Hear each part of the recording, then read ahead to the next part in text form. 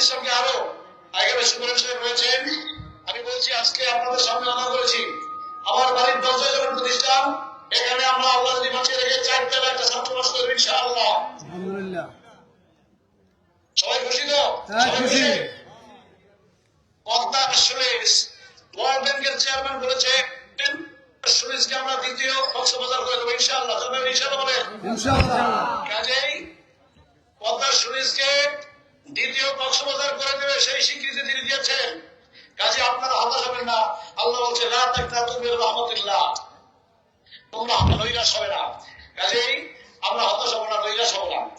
আপনারা যারা এখানে উপস্থিত হয়েছেন সকল মা এবং ভাইদেরকে বোনদেরকে সকলকে ধন্যবাদ জানাচ্ছি।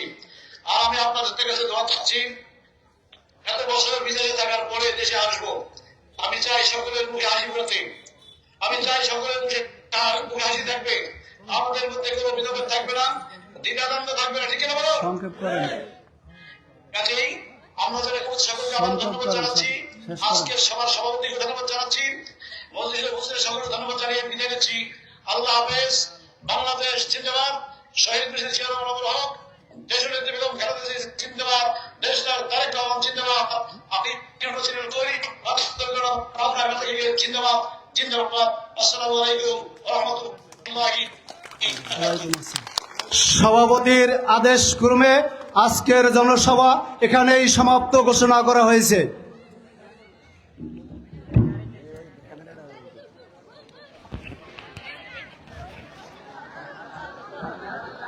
আপনারা যেভাবে